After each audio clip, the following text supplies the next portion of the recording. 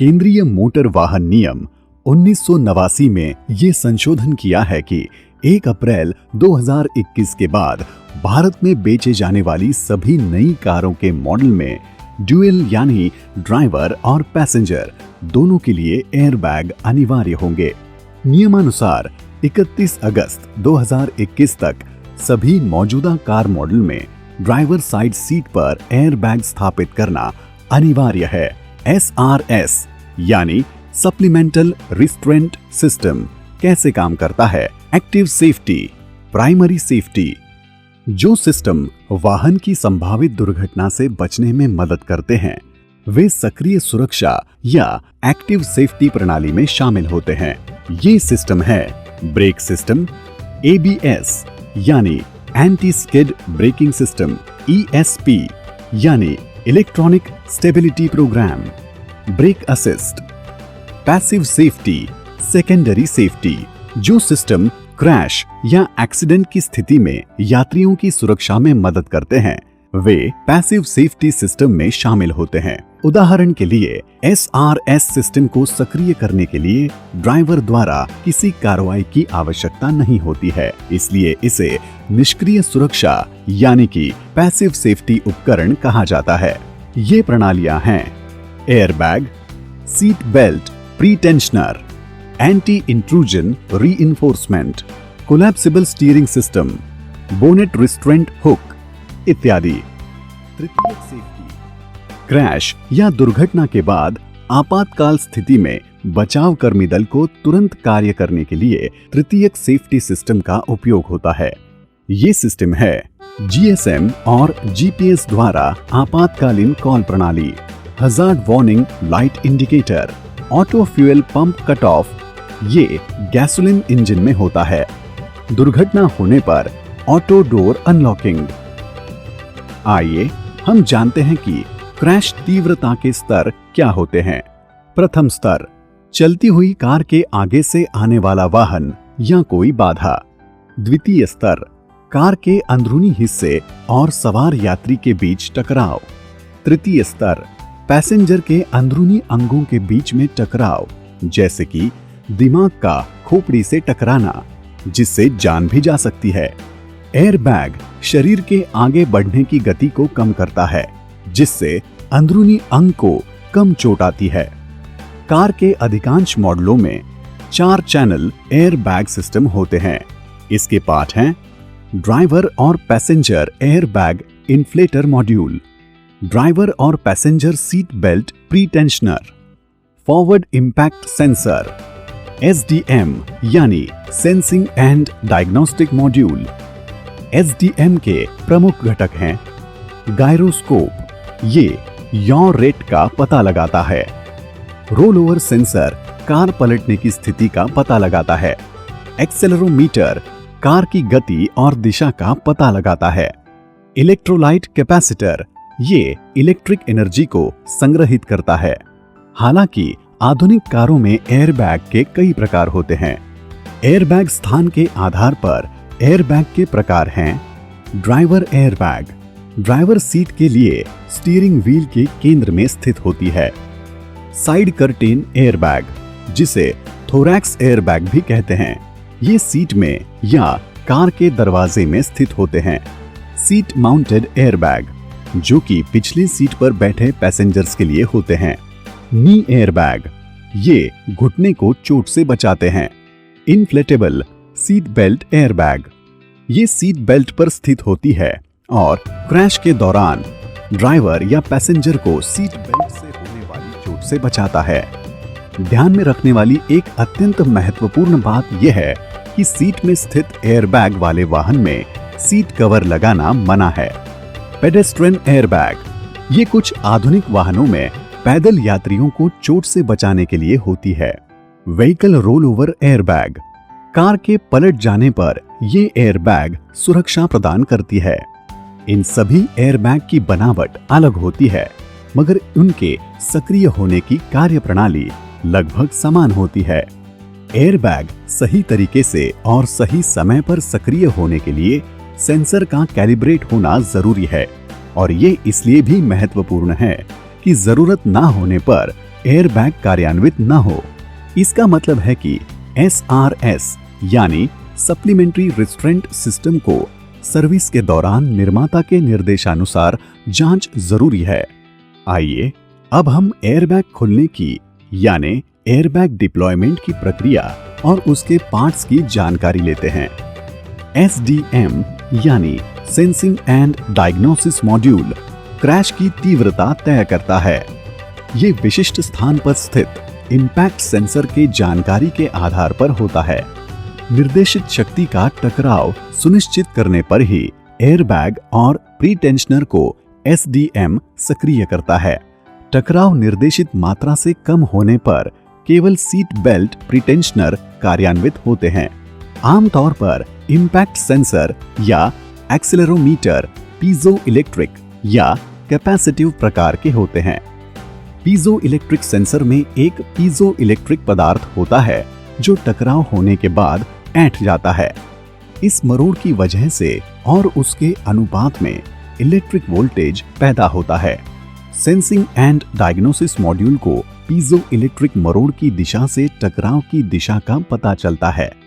Capacitive sensor capacitor की तरह design किया गया है। कुछ कैपेसिटेंस का हिस्सा स्थिर रखा जाता है, जबकि बाकी हिस्से हिलने वाली एक सिस्मिक मास पर होते हैं। दुर्घटना की स्थिति में हिलने वाले सिस्मिक मास की वजह से कैपेसिटेंस की मात्रा बदलती है। SDM मॉड्यूल को जानकारी देने वाले बाकी सेंसर हैं। व्हीकल स्पीड सेंसर कार के गति की जानकारी देता है। गायरोस्कोप, जिसे यॉ सेंसर भी कहते हैं, वो कार के कोणीय बदलाव की जानकारी SDM को देता है। ब्रेक प्रेशर सेंसर ब्रेकिंग की तीव्रता की जानकारी देता है। सीट ऑक्यूपेशन सेंसर ये हर सीट पर लगा होता है। इसे पैसेंजर ऑक्यूपेंट डिक्टेशन सेंसर भी कहा जाता है, जो पैसेंजर के बैठे होने की जानकारी SDM को देता है। आमतौर पर पैसेंजर ऑक्यूपेंट सेंसर 7 किलो से ज्यादा वजन होने पर सिग्नल देता है। इस सेंसर के फेल होने की स्थिति में ये सीट कुशन के साथ एक चाइल्ड पार्ट के रूप में उपलब्ध होता है। डोर प्रेशर सेंसर ये हर एक दरवाजे के लिए होता है। क्रैश के दौरान कार के दरवाजों पर दबाव की जानकारी देता है। इस तरह SDM यानी सेंसिंग एंड डायग्नोसिस मॉड्यूल को सेंसर जानकारी देते हैं। इस जानकारी के आधार पर SDM एयरबैग से जुड़े एयरबैग कंट्रोल मॉड्यूल को कार्यान्वित करता है। एयरबैग मॉड्यूल एयरबैग मॉड्यूल में 3 अलग अलग केमिकल होते हैं। 1 सोडियम एजाइड, 2 पोटेशियम नाइट्रेट और 3 सिलिकॉन डाइऑक्साइड।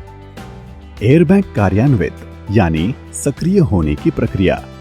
SDM से एयरबैग मॉड्यूल को इलेक्ट्रिक पल्स यानी सिग्नल मिलता है। उसके बाद sodium azide 300 degree centigrade temperature बनाता है। इससे नाइट्रोजन गैस और बाई प्रोडक्ट निकलते हैं। ये बाई प्रोडक्ट पोटेशियम नाइट्रेट और सिलिकॉन डाइऑक्साइड के साथ रासायनिक प्रक्रिया करता है। इससे निकलने वाला नाइट्रोजन एयरबैग को फुलाता है। एक्सीडेंट होने पर एयरबैग 3 चरणों में फूलता है। पहले स्टेज में एयरबैग को तेजी से फुलाकर पैसेंजर को लगने वाले झटके के असर को कम किया जाता है। दूसरे स्टेज में कुशनिंग होती है।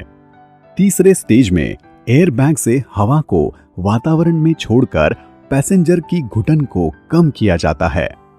जैसे कि आप जानते हैं कि एयरबैग खुलने का समय बेहद कम और बहुत महत्वपूर्ण होता है।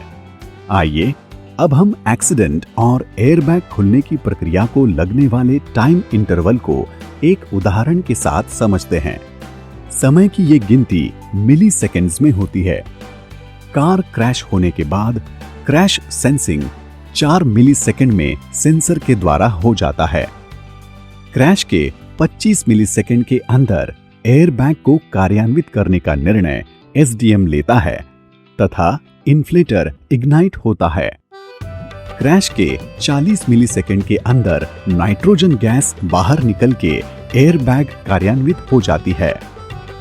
क्रैश के 50 मिलीसेकंड के अंदर में एयरबैग पूरी तरह से कार्यान्वित होकर पैसेंजर को सुरक्षा प्रदान करती है। क्रैश के लगभग 140 मिलीसेकंड में एयरबैग से हवा कम करके पैसेंजर को होने वाले संभावित सफोकेशन से बचाया जाता है। इस तरह लगभग कुल 140 मिलीसेकंड के अंदर एयरबैग द्वारा पैसेंजर को एक्सीडेंट से बचाने का काम पूरा होता है। एयरबैग सर्विस में सावधानियां।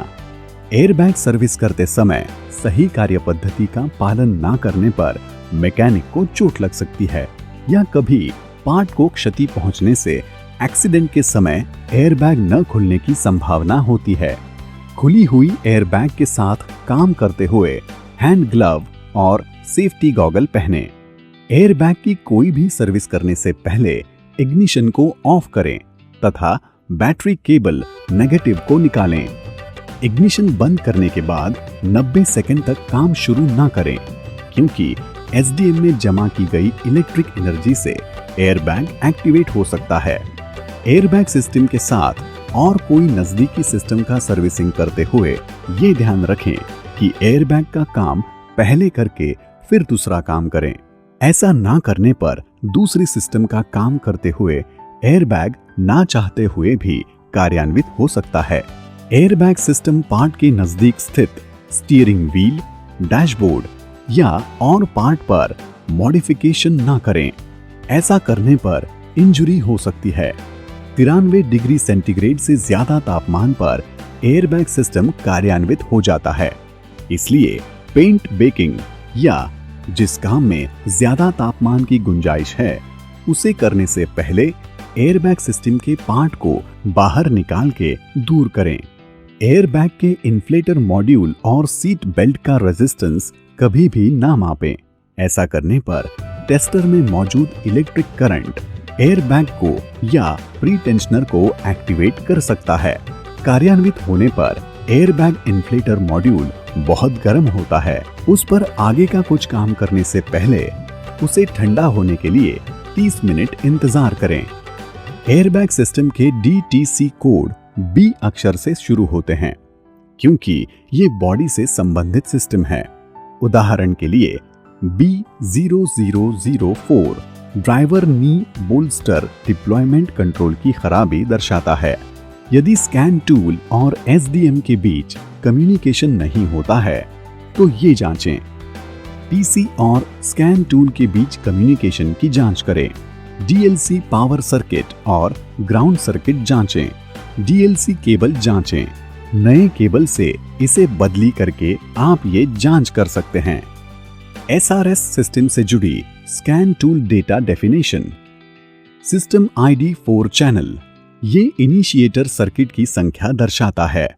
बैटरी वोल्टेज, ये स्कैनर से पढ़ा गया पावर सप्लाई वोल्टेज है। बैकअप वोल्टेज, ये बैकअप कैपेसिटर की क्षमता दर्शाता है। यदि एयरबैग का वार्निंग लैंप लगातार जलने की समस्या है तो SDM कनेक्टर की खराबी और सही कनेक्शन की जांच करके DTC की जांच करें। यदि DTC मौजूद है तो SDM पावर सप्लाई और ग्राउंड सर्किट की जांच करें। SDM और कॉम्बिनेशन मीटर के बीच कैन कम्युनिकेशन सर्किट की जांच करें। कॉम्बिनेशन मीटर को बदलें।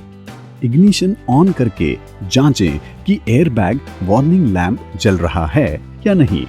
अगर जल रहा है तो SDM को बदलें और फिर एक बार एयरबैग वार्निंग लैंप की जांच करें। ज्यादातर वाहनों में SRS वायरिंग पीले कलर की होती है। इसका उद्देश्य यह है कि गलती से उस वायर को ना छेड़ा जाए। इसी के साथ एयरबैग के विषय पर चर्चा यहाँ समाप्त होती है।